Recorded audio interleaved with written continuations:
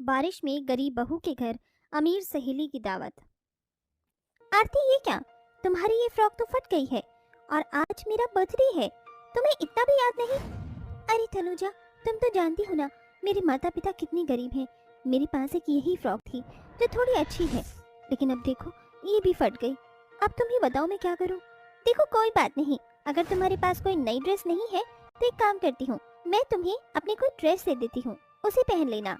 उसके बाद हम बहुत सारी फोटोज क्लिक करेंगे। तनुजा और आरती दोनों बहुत अच्छी सहेलियां थी। तनुजा और आरती के बीच कभी भी अमीरी और गरीबी नहीं आई थी, जिसके चलते वो एक दूसरे के साथ बहुत अच्छे से रहते हैं। तनुजा अपनी एक सुंदर सी फ्रॉक आरती को दे देती है, जिसे पहनने के बाद आरती बहुत प्यारी लगती है। तनुजा अपने फोन में अपने बर्थडे वाले दिन आरती और अपनी फोटो निकाल रही होती है, तभी वहाँ पर तनुजा की कुछ अमीर सहेलियां आ जाती हैं। ओह माय गॉड, ये देखो जरा, ये फटीचर अचानक से इतनी अमीर कैसे हो गई? अमीर कहाँ?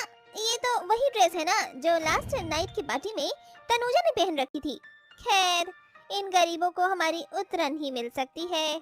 शेफाली और नगमा दोनों आरती और तनुजा का मजाक उड़ा रहे होते हैं, तभी तनुजा अपनी अमीर सहेलियों से कहती है, देखो, ये मेरी बर्थडे पार्टी है और मैं नहीं चाहती कि मेरी बर्थडे पार्टी में किसी का मूड ऑफ हो। जो भी तुमने अभी कहा है वो सब तो बकवास है ही, लेकिन आइंदा ये सब कहने की तुम्हें कोई जरूरत नहीं है। आरती मेरी बेस्ट फ्रेंड है और मुझसे जितना हो सकेगा मैं उसके लिए करूंगी। वो कोई मेरी उतरन नहीं पहन रही। तनुजा अपनी बातों से अपनी अमीर सहेलियों का मुंह तोड़ जवाब देती है, जिसके बाद वो अपनी गरीब सहेली आरती के साथ अपने बर्थडे को बहुत अच्छे से सेलिब्रेट करती है। बर्थडे खत्म होने के बाद आरती तनुजा से कहती है, तनुजा, तुम मेरी बहुत अच्छी सहेली हो। आज अगर तुम मेरे साथ ना हो तो पता नहीं मेरा क्या हो। अरे यार, तू चिंता क्यों करती है? मैं हमेशा तेरे साथ रहूंगी, कभी तुझे अकेले नहीं छोड़ूंगी, ये मेरा तुझसे वादा है। तभी तनुजा की माँ और उसके पिता उसके पास आते हैं और उससे कहते हैं, आज मैंने तुम्हारे सारे दोस्तों को तुम्हारी बड़ी पार्टी में इनवाइट किया था ताकि तुम आखिरी बार उनसे अच्छे से मिल सको। चलो बेटी, अब आरती को गुड बाय बोलने का समय आ गया है। आप ये क्या कह रही हो? मैं कुछ नहीं समझ पा रही। मैं आरती को गुड बाय क्यों कहूँ माँ? देखो बेटी, अब लॉज में तुम्हारी नानी जी रहती हैं और वो कई सालों से अकेली रह रही हैं क्योंकि तुम्हारी यहाँ पढ़ाई चल रही थी, लेकिन अब वो चाहती हैं कि तुम्हारी आगे की पढ़ाई वहीं से हो और उन्होंने तुम्हारी और हमारे सबकी टिकट करा दिया है। हम सभी यहाँ से वहाँ शिफ्ट हो रहे हैं। ये सुनते ही तनुजा अपनी सहेली आरती का हाथ पकड़ लेती है और अपनी माँ और पिता से कहती है, नहीं माँ, मैं आरती को छोड़कर कहीं नहीं जाऊंगी। वो मेरी सबसे अच्छी दोस्त है। इसके बिना मैं वहाँ अकेली कैसे रहूंगी? आप एक काम करो, आरती को भी मेरे साथ लेकर चलो। आरती, चलो तुम मेरे साथ अब्रॉड चलो। तनुजा के मुंह से ये सब सुनने के बाद आरती रोने लगती है और रोते हुए तनुजा से कहती है, मेरे माता पिता बहुत ज्यादा गरीब हैं, वो मेरा इतना खर्चा नहीं उठा पाएंगे और मैं उनको परेशान नहीं कर सकती। जाओ तनुजा, तुम अब्रॉड चली जाओ, वहाँ जाकर तुम्हारी जिंदगी बदल जाएगी और तुम जो करना चाहती हो वो भी कर पाओगी। आरती के ये कहने के बाद अनन्या अपनी बेटी तनुजा को वहाँ से ले जाती है। इस प्रकार दोनों सहेलियां एक दूसरे से बिछड़ जाती हैं। अब्रॉड जाने के बाद तनुजा को आरती की बहुत याद आती है, लेकिन वो उसके कांटेक्ट में भी नहीं रह पाती क्योंकि वो इतनी गरीब थी कि उसके पास एक सेल फोन भी नहीं था। तो वहीं दूसरी तरफ आरती के माता पिता एक लड़का देखकर उसकी शादी करवा देते हैं। जो जिंदगी वो शादी से पहले अपने गरीब माता पिता के साथ जी रही थी, वही उसे अब अपने पति के साथ भी जीनी पड़ती है क्योंकि उसका पति भी बहुत ज्यादा गरीब था। अजी सुनते हो, आज का मौसम कुछ ठीक नहीं लग रहा। अगर बारिश हो गई तो पूरे घर में पानी पानी हो जाएगा। तुमने सही कहा, उससे पहले मुझे छत पर जाकर इसका इंतजाम कर लेना चाहिए। रुको, मैं कोई जुगाड़ बनाता हूँ। अमित ऐसा कहकर अपने दोस्त साहिल के घर जाता है और उससे कहता है, वाह यार, तूने तो बहुत अच्छे से अपने मकान को पक्का कर लिया। चलो अच्छी बात है। वैसे भाई, इससे पहले जब तू कच्चे मकान में रह रहा था तो तेरी छत पर एक प्लास्टिक की बहुत बड़ी पन्नी थी जिसके चलते घर के अंदर पानी नहीं आया करता था। मुझे वो पन्नी मिल सकती है क्या? अच्छा, वो पन्नी? वो तो मैंने सुबह आज कचरे में फेंक दी। मुझे माफ करना, वो तो अब मेरे पास नहीं है। साहिल के ये कहने के बाद अमित वहाँ से कचरे के ढेर के पास पहुँच जाता है, जिसके बाद वो वहाँ पर पन्नी को पड़ा हुआ देखता है। वो उसे उठाने जाता है कि तभी अचानक से बारिश शुरू हो जाती है। वो फौरन उस पन्नी को उठाकर अपने घर की तरफ जाता है, जिसके बाद वो उस पन्नी को अपनी छत पर लगा देता है। चलो, कम से कम कहीं से तो पानी आने से बच ही जाएगा। अमित के पन्नी लगाने के बाद घर में कहीं कहीं से पानी टपकना बंद हो जाता है और जहाँ से टपक रहा होता है वहाँ पर आरती घर के बर्तन लगा देती है। ऐसे ही आरती को बरसात में गरीबों की तरह जिंदगी गुजारनी पड़ रही होती है। वहीं कुछ ही दिनों में अचानक से अमित का काम भी छूट जाता है और घर में बहुत ज्यादा तंगी आ जाती है। एक दिन आरती अपनी सहेली तनुजा की यादों में खोई हुई होती है। तभी अमित आता है और खुशी के मारे उससे कहता है, अरे यहाँ उदास बैठी हो, मैं तुम्हारे लिए बहुत अच्छी खुशखबरी लेकर आया हूँ। तुम्हें पता है, आज मुझे तुम्हारी वही अमीर सहेली दिखी थी जिसकी फोटो तुमने अपनी अलमारी में लगा रखी है। मैंने उन्हें तुम्हारे बारे में बताया और उन्हें खाने के लिए घर पर इनवाइट भी किया है। आज रात को वो हमारे घर पर आने वाली हैं। ये सुनते ही आरती खुशी के मारे पागल हो जाती है, जिसके बाद वो फौरन अपनी सास को गले से लगाती है और कहती है, अरे माँ जी, आज मैं बहुत खुश हूँ। मेरी सहेली कितने सालों बाद मुझसे मिलने के लिए आ रही है। अरे बहू, खुशी ही मनाती रहेगी या फिर उसकी पसंद का कुछ खाना भी बनाएगी। आरती ये सुनते ही सोच में पड़ जाती है। अरे ये तो मैंने सोचा ही नहीं, घर में तो राशन का एक दाना तक नहीं है। चिंता मत करो, मैं उधार राशन ले आता हूँ, तुम अपनी सहेली की पसंद का सब कुछ बना देना। अमित बाजार जाता है और अपनी जान पहचान की दुकान से उधार सामान ले आता है, जिसके बाद वो सामान लाकर आरती को दे देता है। लेकिन अचानक से मौसम खराब होने लगता है और हल्की हल्की बूंदें गिरने लगती हैं। अरे छत की तो पन्नी भी फट गई। अब हम लोग क्या करें? एक काम करते हैं, दोनों मिलकर पहले थोड़ी छत ठीक कर लेते हैं। आरती और अमित दोनों अपने घर की छत ठीक करने लगते हैं, जिसके बाद आरती घर के अंदर आकर अपनी सहेली के लिए खाना बनाने लगती है। तभी अचानक से बारिश होने लगती है और तेज बारिश में एक बड़ी सी कार के अंदर से तनुजा बाहर निकलती है। Oh my God! क्या मेरी सहेली आरती इतने टूटे फूटे घर में रह रही है? पता नहीं कैसे बेचारी अपना यहाँ गुजारा कर रही होगी। तनुजा जैसे ही अंदर जाती है, घर के कुछ हिस्सों में पानी टपक रहा होता है। तनुजा को देखते ही आरती उसे गले से लगा लेती है और बहुत खुश होती है, जिसके बाद वो एक चटाई बिछाती है और उसके ऊपर तनुजा को बैठने के लिए कहती है। Oh my God! तुम कैसे रह रही हो यहाँ पर? मुझे तो यकीन ही नहीं होता, तुम्हारी जिंदगी तो और भी ज्यादा घटिया हो गई है। जहाँ तो पहले तनुजा हर एक बात में आरती को सपोर्ट किया करती थी, अब उसे आरती की जिंदगी नर्क की तरह लगने लगती है और वो उसे बार बार टोन मारने लगती है। लेकिन ये सब आरती नजरअंदाज कर देती है और उसे अपने हाथों का बनाया हुआ खाना खिलाने लगती है। लेकिन तभी अचानक से छत का टपकता हुआ पानी थाली में गिर जाता है, जिसे देखते ही तनुजा उठ खड़ी होती है। बस बस, मैं तुम्हारे यहाँ खाना नहीं खा सकती। देखो जरा, ये क्या हालत हो गई है तुम्हारी। एक काम करो, तुम मेरे साथ चलो, मैं तुम्हारी जिंदगी बिल्कुल बदल दूंगी। ये सुनकर आरती को दुख होता है और वो अपनी सहेली तनुजा से कहती है, मुझे नहीं पता था तनुजा, तुम अब्रॉड जाने के बाद इतना ज्यादा बदल जाओगी।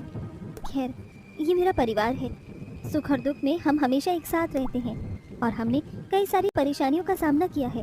उन्हें छोड़कर मैं तुम्हारे साथ कभी नहीं आ सकती। तुम मेरी दोस्त हो, लेकिन ये मेरा परिवार है।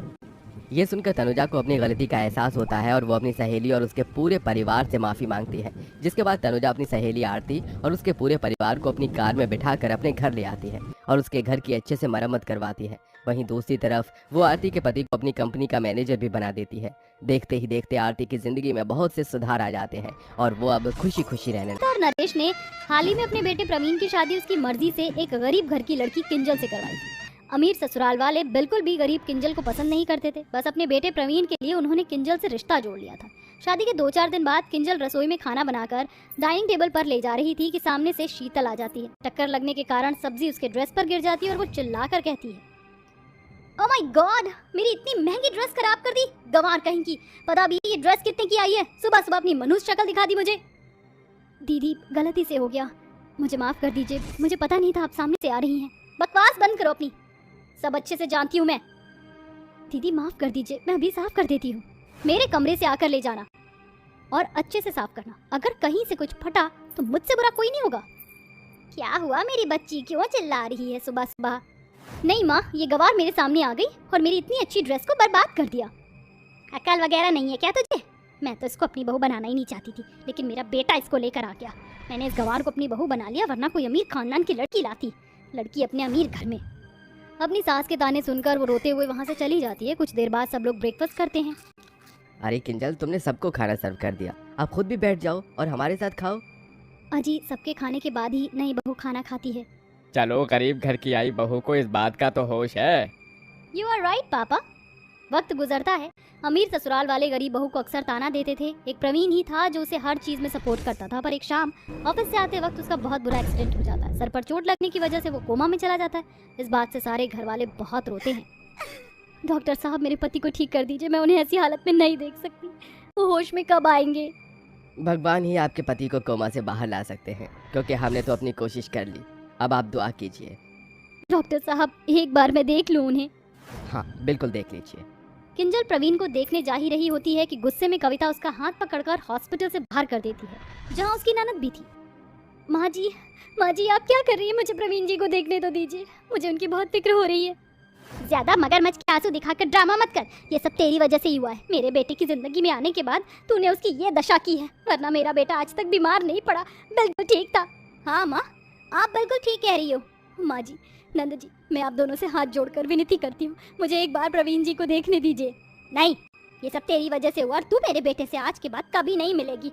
वो तो कोमा में चला गया, अब तू इस घर से हमारी जिंदगी से हमेशा के लिए निकल जा और कभी अपनी मनहूस शक्ल मत दिखाना। माँ, ये गरीब गंवार भाभी ऐसे नहीं मानेगी। देखो, अगर चाहती हो कि भैया की तबीयत ठीक हो जाए तो उनकी जिंदगी से दूर चली जाओ, आपको उनकी कसम है। हे भगवान, ये आपने क्या कह दिया? ठीक है, मैं चली जाऊंगी अगर आप यही चाहती हैं तो। किंजल रोते हुए सड़क पर भटकने लगती है। वो अपने माँ बाप को परेशान नहीं करना चाहती थी, इसलिए उनके पास नहीं जाती। 2 दिन भूखा रहने के बाद वो एक पेड़ के नीचे मटके से पानी पीती है कि 2 कदम चलने के बाद बेहोश हो जाती है। तभी एक बुढ़िया उसको साइड में बिठाकर होश में लाने के लिए पानी छिड़कती है, फिर पानी पिलाती है। वो बूढ़ी अम्मा वैद्य थी, इसलिए उसकी नब्ज पकड़कर कहती हैं, अरे बिटिया, मुबारक हो, तुम माँ बनने वाली हो। तुम्हें ऐसी हालत में अपना ख्याल रखना चाहिए, शायद तुमने कुछ खाया भी नहीं है। हाँ माँ जी, मैं 2 दिन से भटक रही हूँ, कुछ नहीं खाया है। मैं बिल्कुल अकेली हूँ, सोच रही हूँ मर जाऊँ, लेकिन अब मैं अपने होने वाले बच्चे के लिए जीऊंगी। अच्छा, तो मैं अकेली रहती हूँ, ऐसा करो तुम मेरे साथ रहने आ जाओ। नहीं नहीं अम्मा, मैं आप पर बोझ नहीं बनना चाहती।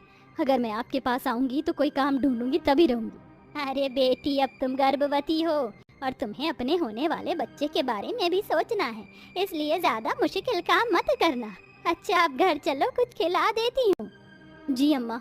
किंजल उन बूढ़ी अम्मा के साथ घर चली जाती है, जहाँ वो उसे खाना खिला देती है। कुछ देर बाद वो उनके घर की सफाई वगैरह और सामान को ठीक से रख देती है। अगले दिन वो कोई काम ढूंढने जाती है तो एक सब्जी वाले को बहुत सारी प्याज फेंकते हुए देखती है। क्यों ना अब मैं खराब प्याज में से कुछ प्याज का इस्तेमाल कर प्याज के पराठे बनाकर बेचूं, ये बिल्कुल ठीक रहेगा। भाई साहब, आप ये प्याज फेंक रहे हैं क्या? मैंने ले सकती हूँ? हाँ हाँ ले लो, कैसे भी, आधी गली हुई है, मेरे पास तो कोई लेगा नहीं। शुक्रिया भाई साहब। ये बोलकर किंजल उन प्याज को लेकर घर आ जाती है और जब वह इनमें से साफ प्याज निकालती है तो ये देखकर बूढ़ी अम्मा उससे सवाल करती हैं। फिर वो उन्हें सब कुछ बताती है।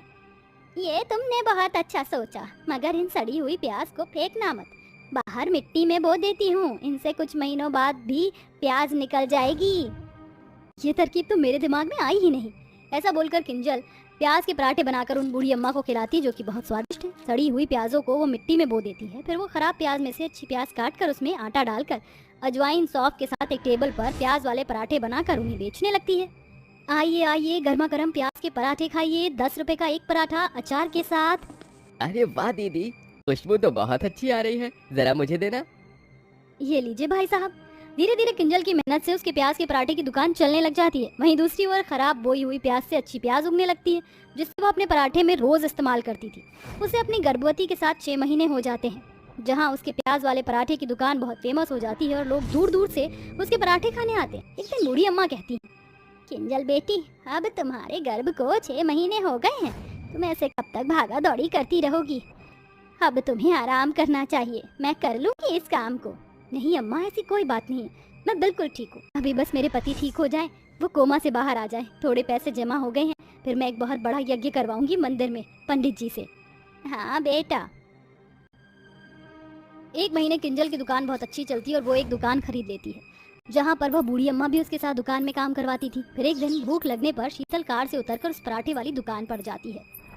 सुनिए, जरा मुझे 1 प्लेट पराठे दे दीजिए। अरे शीतल दीदी, आप आइए ना, अंदर बैठ जाइए, और पैसे देने की कोई जरूरत नहीं है। भाभी, तुम इतनी बड़ी दुकान तुम चला रही हो, और ये मेरा मतलब आप गर्भवती हो? हाँ दीदी, बस अपने बच्चे के लिए ही मैंने इतनी मेहनत करी। अब तो भाभी आप बहुत अमीर बन गई हो, मुझे माफ कर दीजिए, मैंने आपको क्या कुछ नहीं बोला। आज मुझे अपनी गलती का पछतावा हो गया कि इंसान अगर दृढ़ निश्चय कर ले तो वो भी गरीब से अमीर बन सकता है। आपको ऐसी हालत में काम नहीं करना चाहिए, आप घर चलिए। मैंने आपको जो कसम भैया की दी थी उसे भूल जाइए, मैं वापस लेती हूँ। ठीक है दीदी, मैं चलूंगी, लेकिन अभी ग्राहकों को देखना है, बाद में आती हूँ। आप लीजिए, खा लीजिए। फिर किंजल अपनी भाभी के हाथ का प्याज वाले पराठे खाती है जो कि उसे बहुत पसंद आते हैं और वो घर वालों के लिए भी लेकर जाती है। फिर अपने मम्मी पापा को समझाती है, जिसके बाद वो अपने ससुराल आती है और सास उससे माफी मांगकर गले लगा लेती है। बहू, मैं बहुत शर्मिंदा हूँ, लेकिन अभी तक प्रवीण को होश नहीं आया, अब तू ही कुछ कर सकती है। माँ जी, कल मैंने बहुत बड़ा महायज्ञ रखवाया है प्रवीण जी के लिए, आप सब वहाँ पर आना, देखना वो बिल्कुल ठीक हो जाएंगे। अगले दिन किंजल मंदिर में बहुत बड़ा अपने पति के स्वास्थ्य के लिए महायज्ञ करवाती है, जहाँ उसके ससुराल वाले और बूढ़ी अम्मा थी। इसके बाद वह प्रसाद और गंगा जल लेकर अपने पति के पास हॉस्पिटल में जाती है और उस पर छिड़कती है। कुछ देर बाद ही प्रवीण को होश आ जाता है, जिसके बाद सब बहुत खुश होते हैं। 2 महीने बाद किंजल को भी एक प्यारा सा बेटा होता है। इतना ही नहीं, अब साथ में अमीर नंद अपनी भाभी के साथ प्याज के पराठे वाले रेस्टोरेंट को